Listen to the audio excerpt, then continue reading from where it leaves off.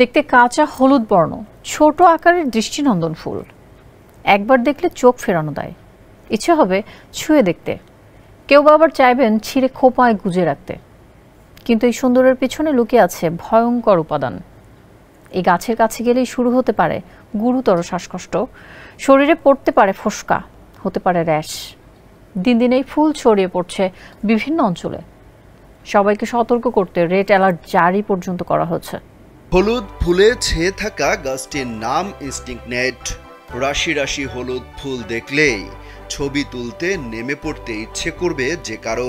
এক মুষ্টি তুলেও আনতে চাইবেন কেউ কেউ, কিন্তু ছুঁয়ে দেখা তো দূরের কথা, কোনোভাবেই এই ফুলের কাছেও যাওয়া যাবে না।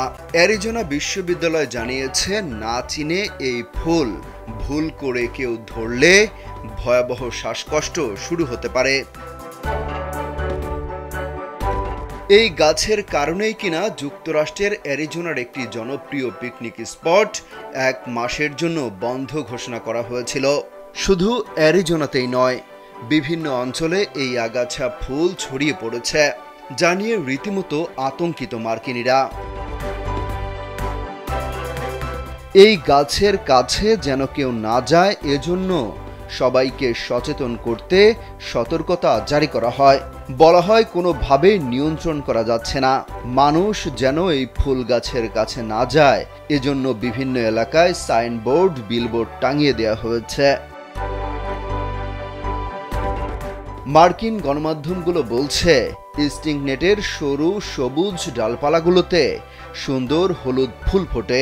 এই গাছ 2 ফুটের মতো লম্বা হতে পারে, তবে সমস্যা হলো এদের নেল পলিশ রিমুভার বা পোড়া রাবারের মতো তীব্র গন্ধ রয়েছে।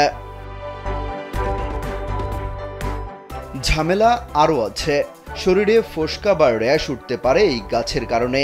তাই গাছটির কাছ দিয়ে হাঁটা বা এই আগাছার উপর পা না ফেলার জন্য অনুরোধ করা হয়েছে।